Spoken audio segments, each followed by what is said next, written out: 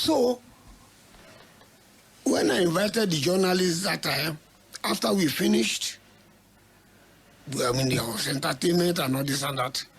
Later also, because I gave my number, both office and residence, that if any security agency invites them and harasses them, they should call me. So I gave them my number at that time. So some people call later, they say, I called the newsprint people. I didn't call the editors of magazines. But they've heard everything that I discussed with them. And they also heard the entertainment you gave. They heard about it. You mentioned that in your book. What do you mean by entertainment? No, I mean, after we finished, we just small chop, minerals and all that, just all. Did you give out envelopes of money? No, we didn't. Now, when you called the journalists together, was there an agreement reached in that meeting that you called between you and the editors, including Delegiwa? The agreement was that government sometimes can confide in the mass media, but they are not supposed to say it out.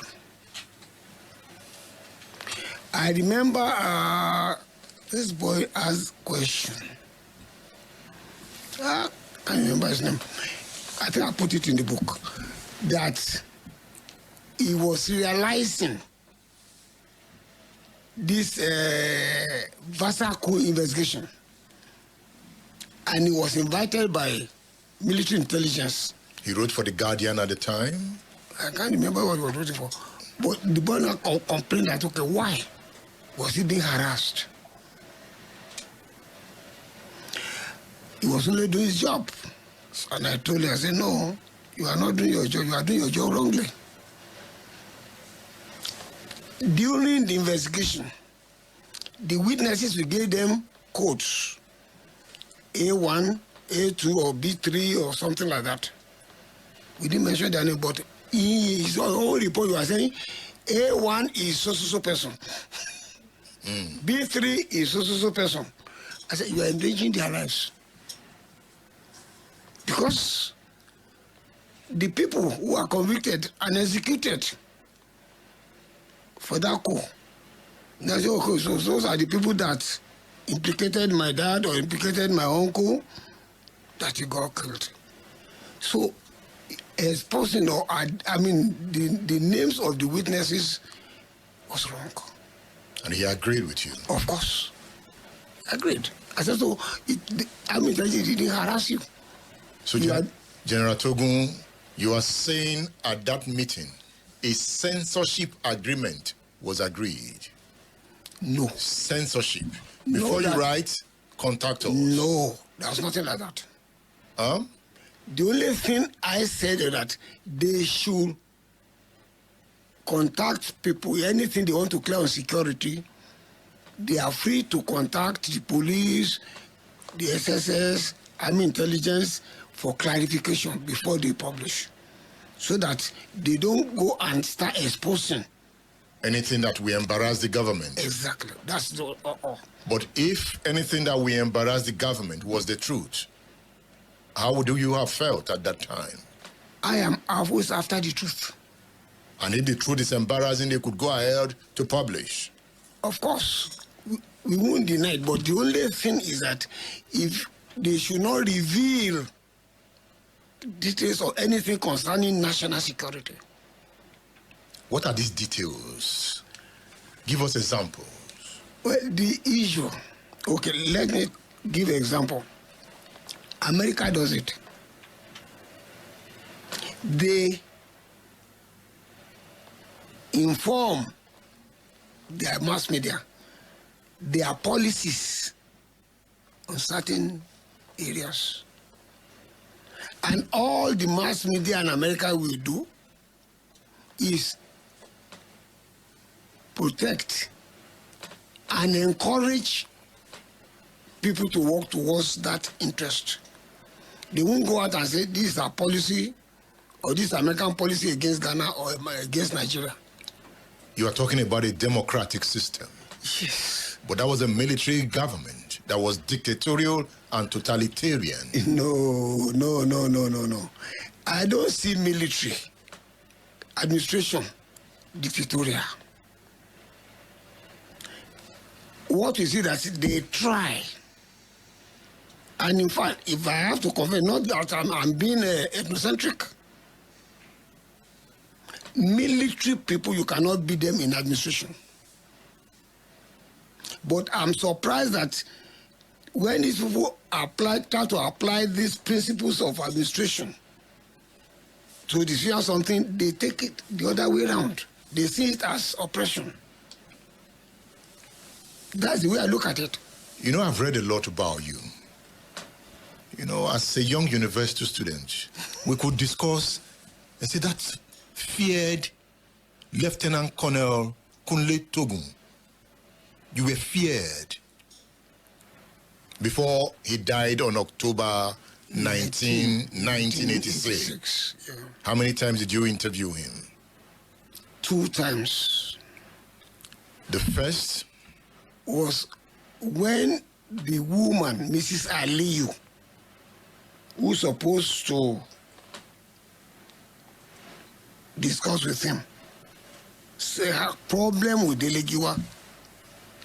She reported to me, so I followed the woman to her office, and that when I explained to Delegiwa what the woman was talking about, that he was annoyed about. Why was Delegiwa annoyed with the woman? He said he felt that the woman was too junior to discuss with him. And at that time, the woman was operating at what level in the SSR? The level she was at was the level of Deputy Commissioner of Police. And Giwa felt she was not big enough. He said he felt it was their boss that would talk with him. And you had to intervene. That was how I intervened. I didn't invite him direct, or I was not the person supposed to go with him. Why was he invited? He wrote an article in Newswatch on SFEM. And he ended that article by saying, if SFEM fails, Babangida and his officials will be stoned on the streets. So that was why that woman invited, why he was invited, and the woman was trying to explain to him. But Delegiwa told me that, who is that woman to tell him to go and, expunge what he has said, what he has written. That's what he said he was annoyed about.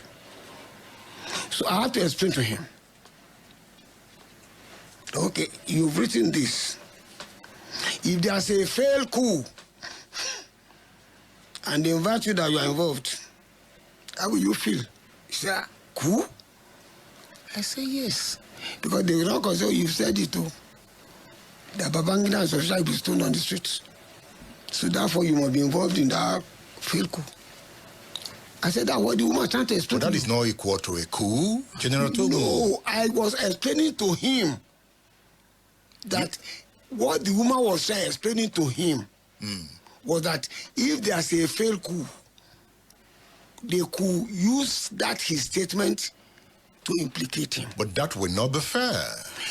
That's what the woman was telling him. And you corroborated it. That what I said, that the woman was just trying to tell you that your word, that statement is inciting. Was that a way of intimidating him? No.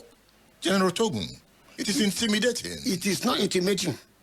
What we are saying is, when I explained to him, he now realized. I said, if there's a few and they accuse you of being involved because of this statement, you see. But that statement has nothing to say about a coup. It is inciting.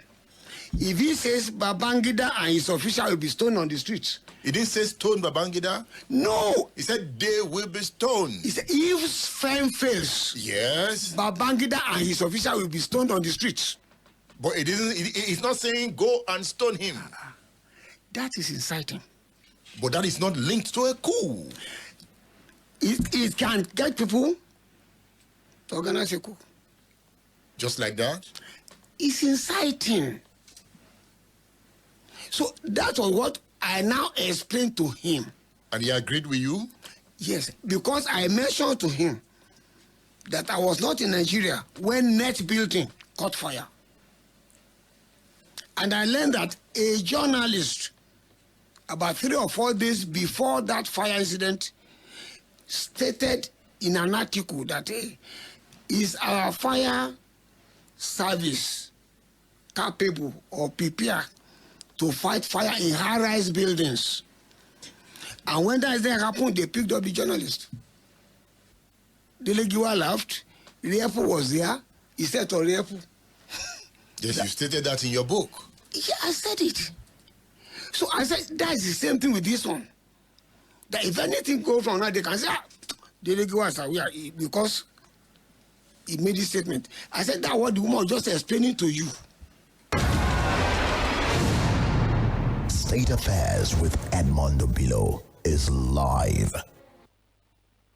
Splash FM 105.5.